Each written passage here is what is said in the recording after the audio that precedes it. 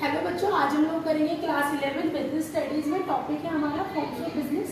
Forms of business में specially आज हम लोग डिस्कस करने वाले हैं sole proprietorship. Okay, so first of all अगर हम बात करें फॉर्म्स ऑफ बिजनेस एंटरप्राइजेज, जो हम किसी ऑर्गेनाइजेशन को ऑपरेट करते हैं, उनकी कितनी फॉर्म्स होती हैं, तो बिजनेस एंटरप्राइजेज को 3 कैटेगरीज में डिवाइड कर सकते हैं: private enterprises, public enterprises and joint sector enterprises.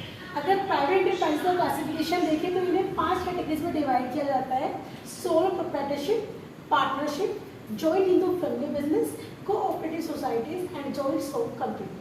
On the other hand अगर हम बात करें पब्लिक एंटरप्राइजेस की, तो इनको 3 कैटेगरीज में डिवाइड किया गया है: डिपार्टमेंटल अंडरटेकिंग, सेक्यूरिटी कॉर्पोरेशन और पब्लिक कॉर्पोरेशन, और थर्ड कैटेगरी होगी बेटा गवर्नमेंट कंपनीज की। सो आज की क्लास में हम स्पेशली डिस्कस करेंगे सोल प्रोप्राइटरशिप को, बाकी के क्लासिफिकेशन हम लोग अपनी नेक्स्ट वीडियोस में कवर करेंगे। सो बच्चे अगर हम बात करें सोल प्रोप्राइटरशिप की मीनिंग की, तो business own and control by a single person. जब कोई बिजनेस ओन ऑपरेट किया जाए और कंट्रोल किया जाए किसी सिंगल पर्सन के द्वारा, that kind of business is called the sole trade और sole proprietorship। इन दोनों की सेम ही चीज़ है बेटा।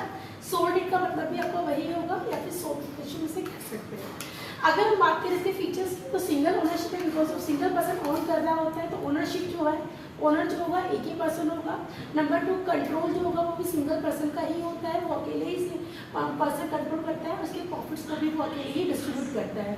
Number 3, no separate legal entity. ऐसे बिजनेस की उसके ओनर से सेपरेट लीगल एंटिटी नहीं होती है, बिजनेस को ओनर के नाम से पहचाना जाएगा। Number 4 is the sole risk bearer. Sole means अकेला, जो रिस्क होगा बेटा वो भी एक सिंगल पर्सन का ही होता है।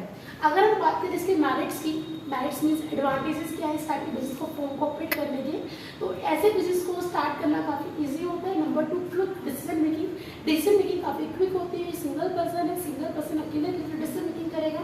नंबर 3, नो लीगल फॉर्मेलिटीज, कोई भी लीगल फॉर्मेलिटीज नहीं करनी है if you want to start a business. Number 4, no profit sharing, और प्रॉफिट का भी डिस्ट्रीब्यूशन उन्हें नहीं करना पड़ता। लेकिन अगर हम बात करें डीमैरिट्स की, अनलिमिटेड लायबिलिटी है। अगर बिजनेस में लॉस होता है तो उन्हें अपनी पर्सनल प्रॉपर्टी से भी उस लॉस को बेयर करना पड़ेगा।